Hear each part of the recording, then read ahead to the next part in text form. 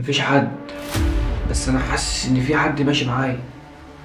رجعت الاوضه بسرعه نبص على الجلالين، مفيش اي حاجه.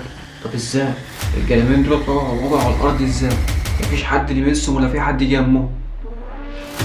فجأة الجو تقل مرة واحدة، والهوا برد، والنور هو قاعد ويقول هو بيبلع ريقه. تعال في اللعبة دي. في سنة 2018 كانوا 4 صحاب كانوا قاعدين شقة في الهرم، وكانوا مقضين الليل ضحك وهزار والدنيا جميلة ومفيش أي حاجة خالص، لحد ما واحد فيهم نطق وقال: ايه رأيكم يا جدعان نجرب لعبة تشارلي؟ سكتوا كده كلهم وبعدين بيبصوا لبعض، بيبصوا كده وبيضحكوا بيقولوا: يا عم ده لعبة عيال صغيرة. لعبة عيال صغيرة؟ نور جه لف عليهم كده قال: ده دي لعبة عيال صغيرة؟ اللعبة دي بتحضر الجن. فهم اتقفلوا من قايلين له نور كده: وفاهم يعني لما نجرب أو نلعب؟ نور قال لهم: تجربوا أو تلعبوا؟ يا جدعان أنا بقول لكم اللعبة دي تقدر تعضر بيها الجن، تقول لي أجرب أو ألعب؟ طب ازاي؟ فمن هنا لهنا نور ما كانش راضي أصلا يلعب. بس هو هيروح فين؟ هو قاعد معاهم في الشقة. خلاص هو قرر إن هو مش يلعب معاهم خلاص. لو كمان هم كانوا مصرين جامد إن نور يلعب معاهم. هما 3 يلعبوا، لا هما كانوا عايزين نور يلعب معاهم. في حاجة في الموضوع غلط. جابوا ورقة وجابوا قلمين، والورقة دي كتبوا عليها الناس كلهم كده في مربعات، وحطوا القلمين على بعض وابتدوا. نور جه جاي كده بصوت واطي كده: تشارلي ار يو هير؟ عدت ثواني كده، القلم اتحرك بالراحة وجاي على كلمة يائس. فهم كلهم اتخضوا وقالوا: يا جدعان في حد حرك القلم؟ فنور بيقول له: يمكن بس الترابيزة اتهزت ولا حاجة. بس كله مكانش يعني قاعد ازاي القلم اتحرك لوحده. حسام كده جه طالع من فرحته وقال: تشارلي وي كان بلاي. أول ما جال البوك ده من هنا القلم جه لف بسرعة جه على كلمة يائس. أول ما القلم لف جه على كلمة يائس، في صوت خبط كان جاي من المخ، الصوت اللي هو يعني صوت حاجة بتتكتك. فمحمد جنب من وسطهم وراح يبص في المطبخ، شغل المطبخ مفيش أي حاجة، بس في حاجة غريبة.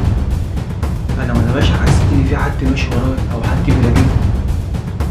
طب إزاي يبقى حد بيراقبك ولا حد ماشي وراك؟ إحنا ال4 لوحدنا في الشارع، إزاي؟ قلت له: والله زي ما بقول لكم أنا حاسس إن في حد ماشي معايا وحد بيراقبني. ممكن إيه تشارلي؟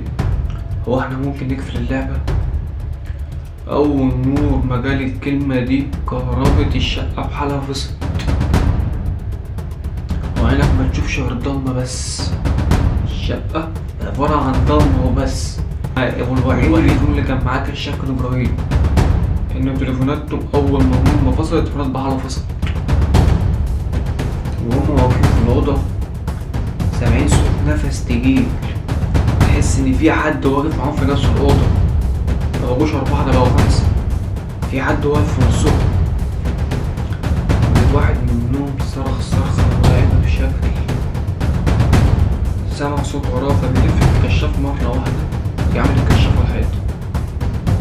شاف حاجة مرعبة كانت مكتوبة على الحيطة. أول حاجة مكتوبة بالدم. الكلمة دي مكتوبة خط أنت متفهموش أصلا، يعني على حسب نور ما حكالي بعد هو كده اللي كان مكتوب على الحيطة ساعتها. أنا معاهم في الأوضة. أول ما جال الكلمة دي لقوا إن نور الشقة رجع كده زي ما كان، مفيش أي حاجة. بس في حاجة غريبة، إن واحد من ال4 دولت اختفى.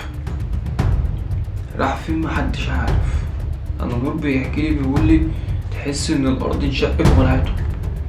الواد ملهوش أي أثر في الشقة نهائي، وقرروا هما ال3 يمشوا الشقة دي، نور وإبراهيم ومحمد. والسؤال الوحيد اللي كان شاغل بالهم بس حسام أخفاق، اللي هو الواد كان معانا في الشقة، فجأة مرة واحدة اختفى كده، ما بقاش ليه آثار نهائي. بعد التلات شباب ماشوا من الشقة، جيران ساكنين حوالين الشقة بقوا شامين ريحة مش كويسة أو ريحة مش طبيعية كانت طالعة من الشقة دي. هما طلعوا فوق يخبطوا، مفيش حد بيرد، يخبطوا مفيش أي حد بيرد، يقوموا مكسرين الباب وداخلين. أول ما دخلوا شافوا منظر الشقة، كل واحد اتصلي في مكانه. الشقة اللي ما كانش فيها ركن سليم، الشقة متدمرة بمعنى متدمرة. كان في أوضة في قدامها جنب، كل واحد دخل كده بخطوات بالراحة.